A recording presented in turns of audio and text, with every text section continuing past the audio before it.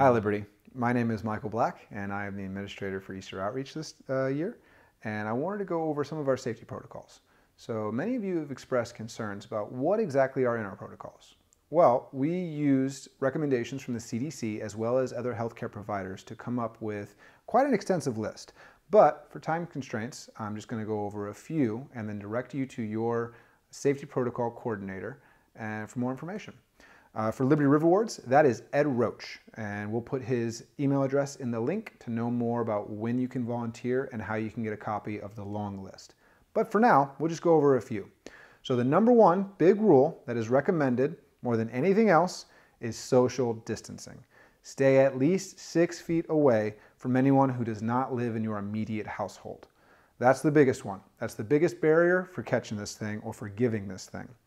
Second one is consistent hand washing. You want to wash your hands often and for at least 20 seconds. If you're wondering about how long 20 seconds would be, singing happy birthday to yourself is a good measure, but make it the Stevie Wonder version because I like it. Sounds prettier. It sounds better, in my opinion. Next up, after hand washing, if you don't have access to soap and water continually, carrying around a little bottle of hand sanitizer like this, or being around someone that does, as long as you toss it to each other or set it down and the other person can walk and get it, and squirt it level in your hand, and yeah, just use hand sanitizer. Now, it's very possible that you may not have access to hand sanitizer, so what do you do then? Wear gloves. Vinyl gloves, such as this, or plastic gloves, disposable, will work. We don't recommend using them more than once for safety because they are a surface, and if you touch something with the virus, you can still transmit it.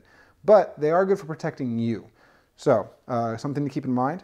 And if you don't have access to disposable gloves, something that I actually prefer would be dish washing gloves. They are a sturdy material. You can disinfect these surfaces using a bleach solution, which I'll go over later. And I think they're going to be rather fashionable pretty soon. Next up is masks. So these are recommended, so we definitely want to state that, even though we realize that these are in short supply. Our sites will not be able to provide them, but if you already have access, we ask that you do please wear them whenever you're volunteering, especially if you're serving the at-risk. Next up, whenever you go to volunteer, it's best to disinfect everything that you have before you go and when you return, before you return. You can pick up some Lysol wipes if they're still available. Or one thing that might be more practical is using household bleach that you might already have. Now for that, the CDC recommends 1/3 cup for every gallon.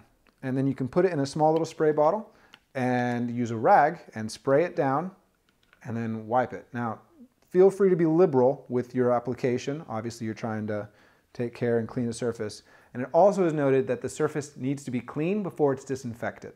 If it's really dirty, it's not going to do any good. Clean it off first and then hit it with that bleach and it should be good to go. Also, if you don't have bleach, any household product, cleaning product that is approved by the EPA for external viral claims, viral pathogens, will be accepted. Yeah, so that is a brief overview of the ways that you can keep yourself safe. For more information, definitely feel free to reach out. We can email you a list of the long, extended protocols that we are using, or feel free to visit the CDC and review their regulations and rules, and let us know if you have any questions or comments.